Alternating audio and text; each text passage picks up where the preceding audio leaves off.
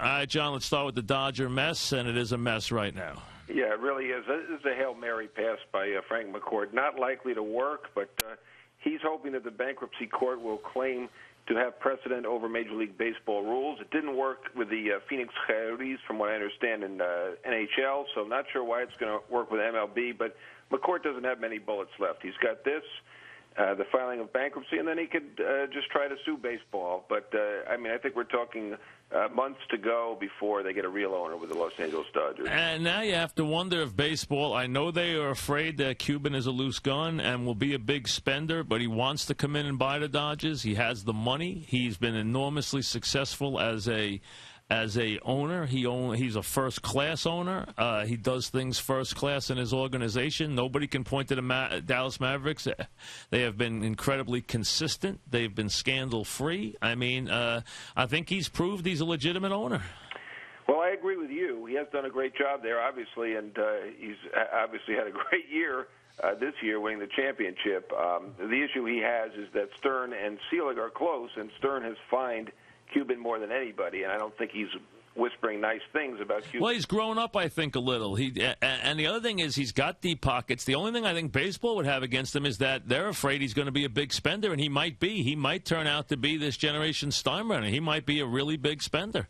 Well, you know what? Right now, baseball prefers somebody with deep pockets to shallow pockets. They tried the shallow pocket route with the Los Angeles Dodgers, bringing in McCourt. That was a mistake. I think Fox kind of begged baseball, said that this is the guy they wanted, and big mistake by Bud Selig. And I think with Houston, they've found a guy with deep pockets. I think he's borrowing a lot, Jim Crane, to get the team, but he does have deep pockets. So they don't want too many of these bankruptcies repeating themselves. This is not good for baseball, and Cuban does have the deep pockets. I do think another issue besides Stern is I've heard, and I don't know this to be fact, I've heard that Reinsdorf, who obviously owns the Bulls as well as the White Sox and is very close to Selig, is not a big fan of Cubans either. So, he may have some people pulling against him, but he was in the mix with the Rangers. It did appear like he had a legitimate chance. It didn't seem like they had ruled him out completely. He didn't get the team.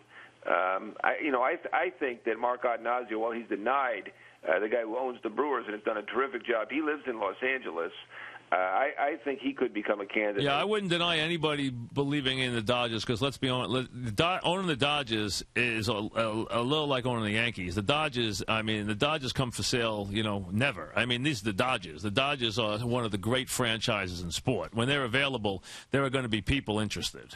Yeah, I was surprised when Adnazio denied interest, but I guess publicly he has to, so we'll have to keep an eye on that. Adnazio does have ties to Milwaukee, even beyond owning the Brewers for the past 7 or so years, so it's possible he's telling the truth.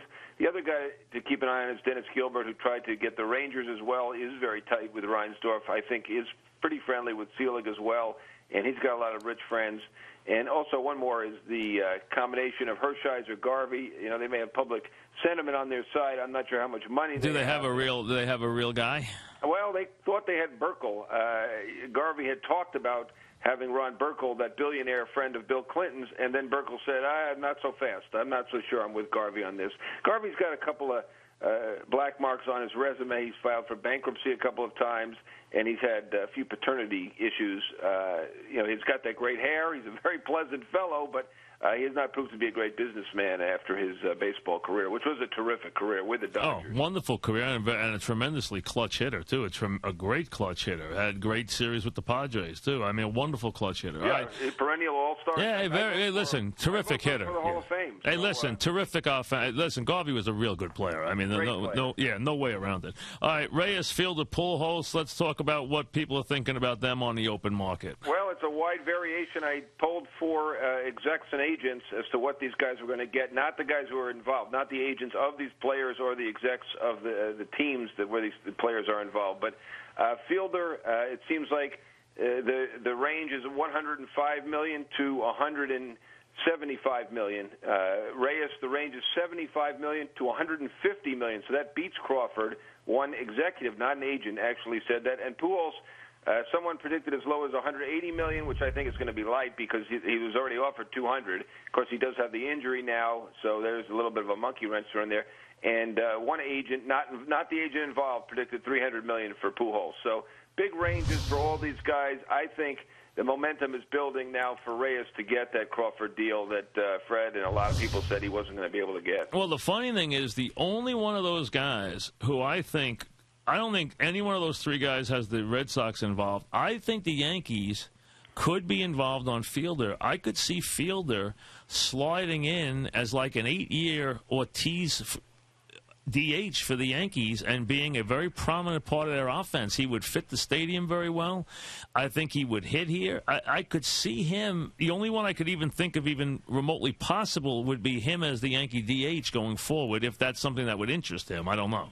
Yeah, I'm not sure he'd be interested in that. He is an okay first baseman, and a lot of these guys don't want to sign as a DH. One thing I would say about that, and I'm not sure how the Yankees are thinking on this one, and the Yankees can never be ruled out.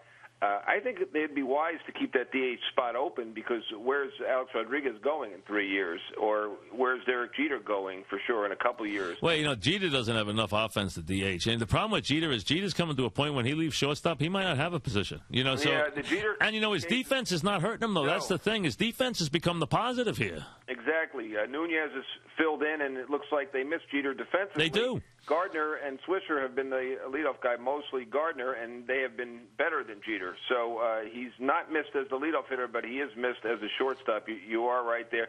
The one thing I would say of those three guys with the Yankees, I'm not going to rule out Reyes yet, because Jeter is not easily going to be moved, but if he's going to be moved for somebody, it's going to have to be somebody great. And if they get Reyes, that is somebody great, and that is a leadoff hitter. That solves your leadoff issue.